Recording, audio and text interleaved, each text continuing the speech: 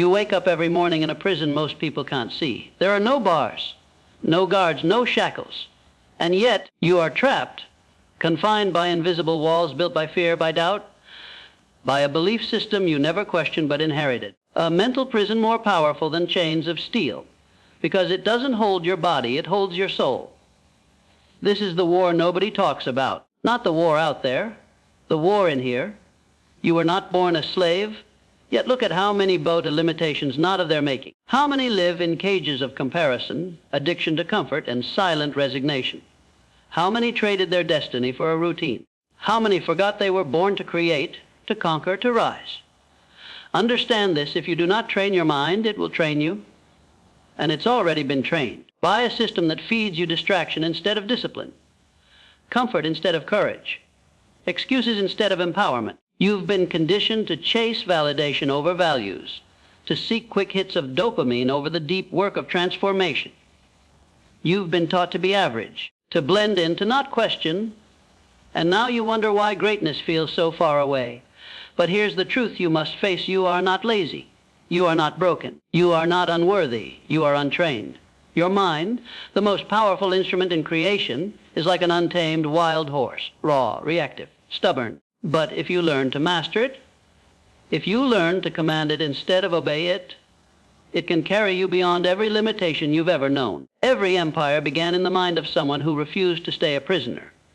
Henry Ford was mocked, laughed at, told it couldn't be done, and yet he built a machine that moved the world.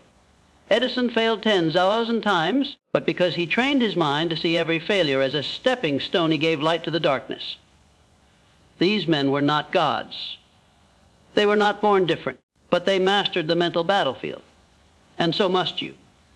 You must go to war with the lie that says you're too late, too small, too insignificant. You must destroy the comfort that numbs your spirit and crucify the distractions that rob you of your life force. Because make no mistake, the cost of an untrained mind is your destiny. The world doesn't need another follower. It doesn't need another person who sleeps through life with their eyes open. It needs someone like you, on fire, awake, relentless in your pursuit of something greater. But first you must choose: will you train your mind or remain a prisoner? Because you can't have both. You are not fighting the world. You are fighting the mirror. What you believe about yourself determines every decision you make, every risk you avoid, every opportunity you let slip through your fingers. Not because you aren't capable, but because you believed you weren't. That belief, that invisible chain, is what keeps a lion acting like a house cat. Let me tell you something powerful: your beliefs are not facts. They are decisions. Decisions you made, or that were made for you long before you had the wisdom to know better. You were told you're not smart enough, and you believed it. You were told success is for other people, and you believed it. You were told this is just how life is, and you accepted it as truth. But beliefs can be rewritten. They must be rewritten. The greatest tragedy is not that people aim too high and miss. It's that they aim too low and hit, then spend a lifetime defending a reality they never chose. Think about that. How many people die in the same city they were born in, never stretching, never reaching, never becoming what they were designed to become? All because they inherited a belief system that worships survival over expansion. And here's the truth: you cannot outperform your beliefs. You can hustle. You can grind.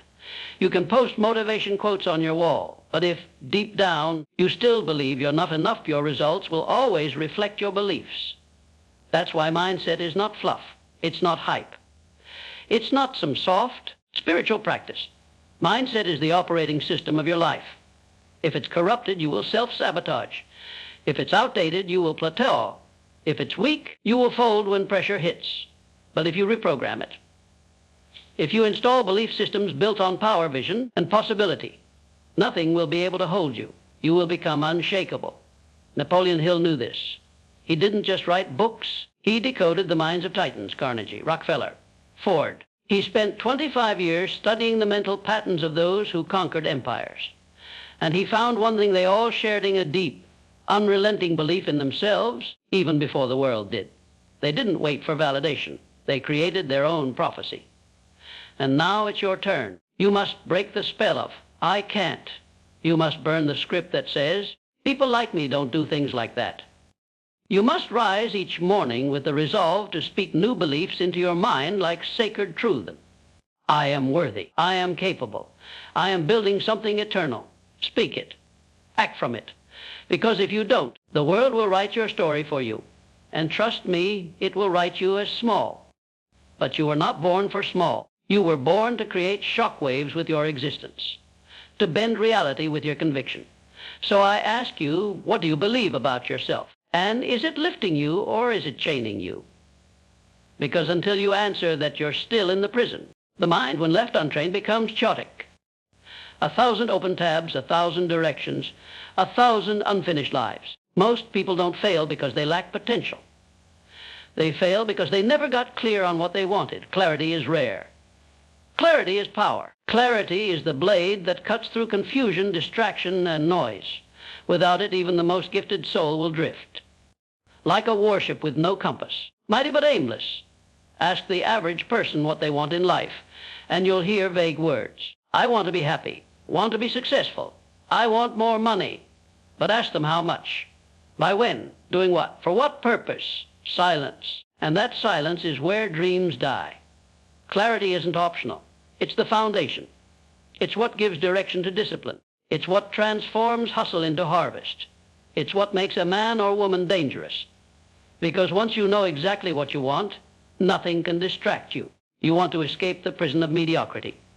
You want to rise beyond the chains of doubt. Then you must decide with fierce precision what you are building. Not just a better job, not just more money, but a life worth dying for. Burn this into your mind. You are either designing your future or defaulting to someone else's. And default is death. Death of dreams, of purpose, of passion. The modern world has a million temptations built to hijack your mind.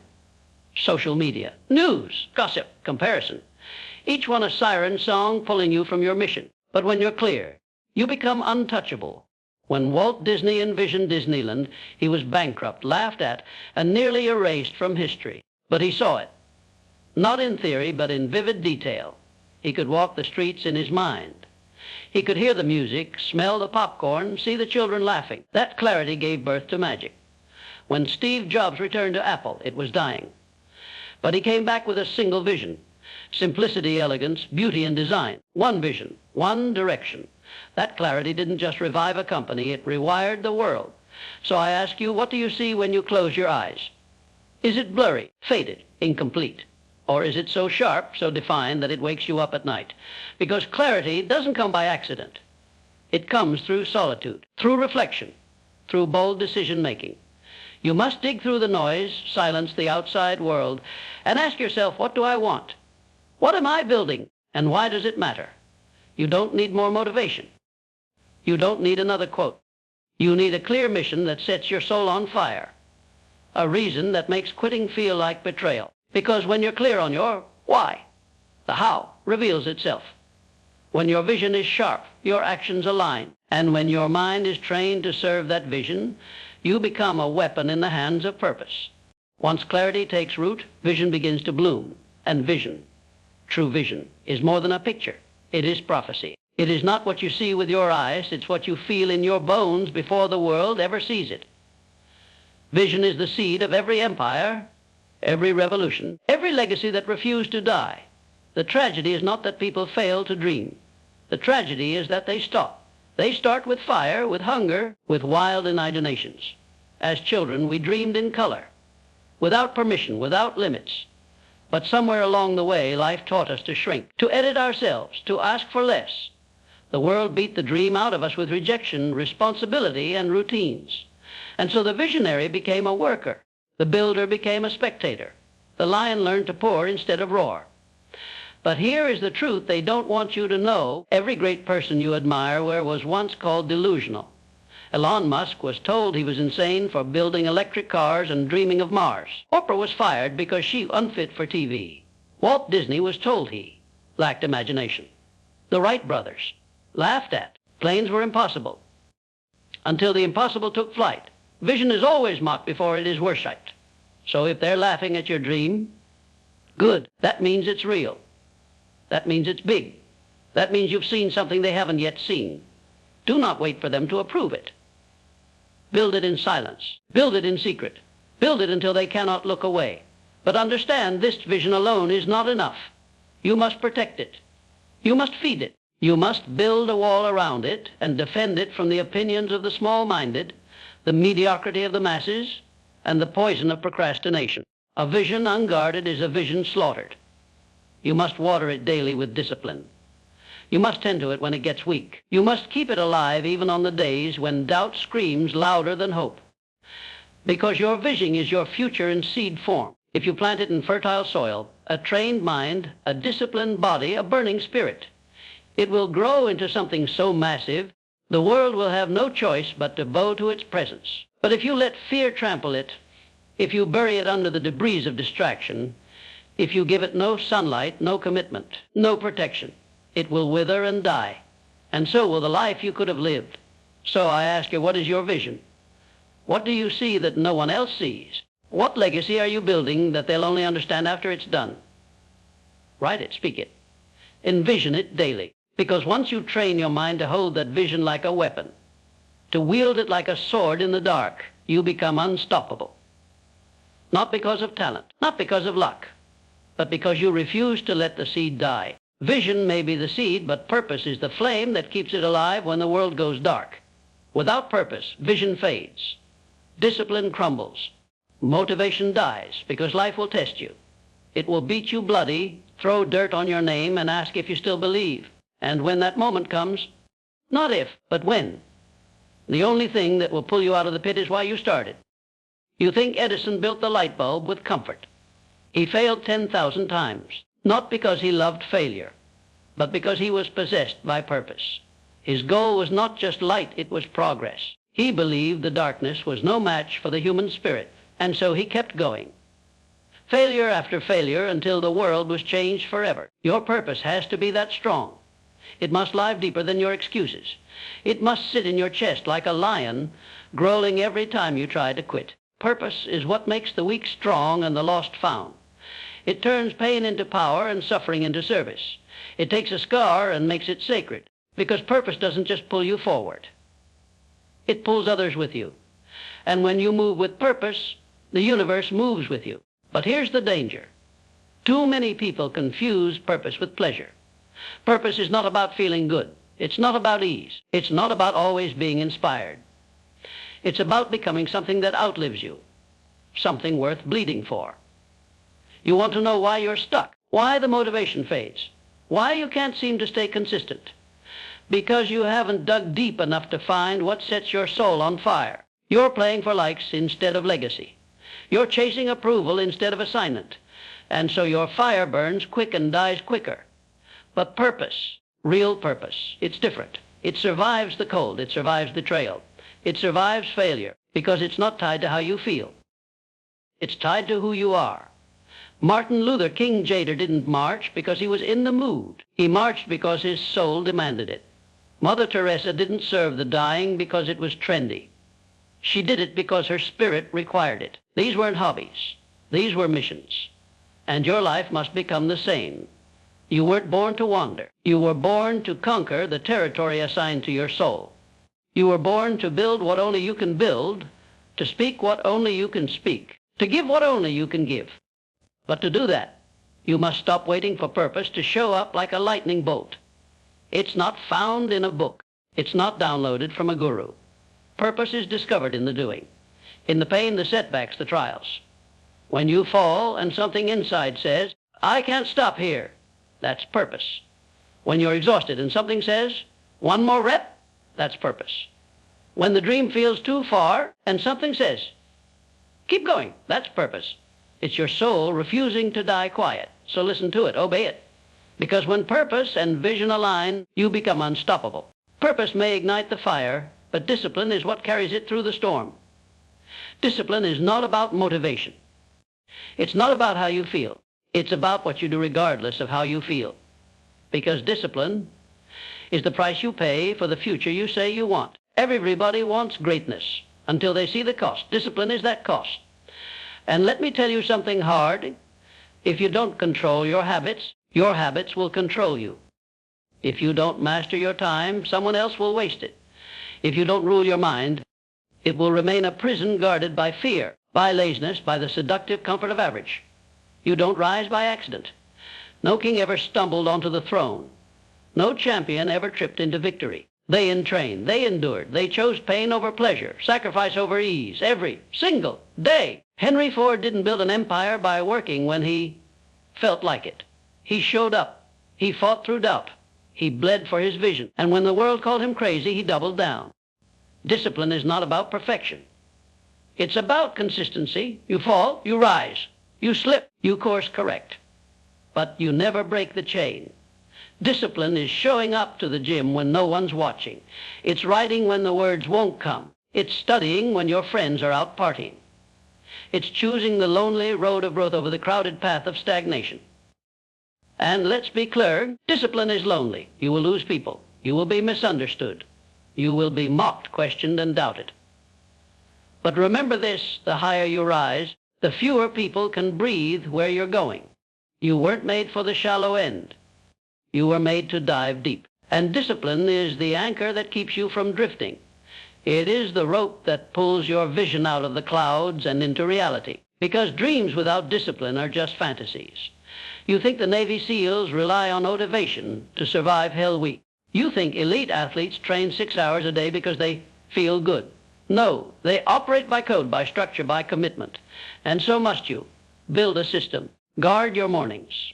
Command your time. Schedule your breakthroughs. Treat your life like your life depends on it. Because it does. Your future is being written in your habits. The question is, who's holding the pen? Is it the old version of you? Weak, undisciplined, ruled by impulses? Or is it the trained mind, sharpened by purpose, armed with conviction? Your freedom is on the other side of your discipline. Your power is buried beneath your daily choices. And your destiny, it's being forged, rep by rep, step by step, day by day, by the ones who show up when it's hard, especially when it's hard. You can have vision. You can have purpose. You can live with the fire of discipline in your chest. But until you move, until you act, it means nothing. Action is the great revealer. It exposes who you really are. It separates the dreamers from the doers, the talkers from the builders, the pretenders from the producers, because talk is cheap. Affirmations are easy, but action, that's where transformation lies. You don't need another quote. You don't need another motivational video. You don't need a perfect plan, a new book, or a sign from the universe. You need to move. Now, the first step will always be ugly, awkward, humbling, but it's not meant to be perfect. It's meant to be real. Every champion you admire started messy. The first draft was garbage. The first workout was weak. The first video, the first speech, the first business. They all looked like failure in disguise, but they started, and that's what made them great. Because greatness is not found in thinking. It's found in doing, consistently, repeatedly, obsessively. Alexander Graham Bell didn't invent the telephone by visualizing it. He worked. He tested. He acted. Arnold Schwarzenegger didn't build that physique by writing it in a journal. He lifted. Michael Jordan didn't become legendary through wishes. He moved. He practiced. He missed. Then practiced again. Action is the furnace where identity is forged. You want confidence. Act. You want clarity. Act. You want self-respect, self-worth, trust. Stop waiting. Act. Do not confuse movement with progress. Scrolling isn't action.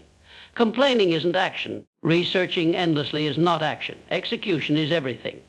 Don't wait for it to be easy. Don't wait to be ready. You're never ready for the life you've never lived. Take the damn step. Even if your hands shake. Even if your voice trembles, even if you don't know where it's all going. Because here's the truth, the only way out of fear is forward. You conquer doubt by doing. You kill fear by moving through it.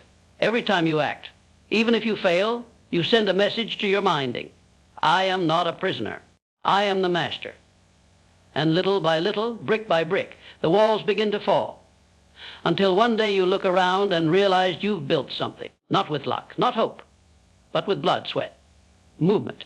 That's the foundation of greatness. Now that you've moved, now that your feet are on the battlefield, understand this life will not go according to plan. Your strategy will fail. Your timing will betray you. The people you counted on may disappear. And your best leaps may lead straight into chaos. But that's not failure. That's the test. The real game isn't just strength. It's adaptability. The oak tree stands tall, but in a storm, it snaps. The bamboo bends and survives. You must become bendable or be broken by your own rigidity. Success doesn't belong to the smartest. It doesn't belong to the most talented. It belongs to the most flexible, because adaptability is the hidden strength behind every enduring legacy. When Thomas Edison's factory burned to the ground, decades of research and inventions up in flames, he didn't cry. He didn't curse the skies. He said, "Thank God, all our mistakes are gone. Now we can start fresh." That is power. That is mental mastery. Because adaptation is not reaction. It's response. It's strategic, controlligent. It's the calm in the chaos, the adjustment in the adversity. The pivot that saves the mission. You must become like water. If the road is blocked, you flow around it. If the path is gone, you carve a new one.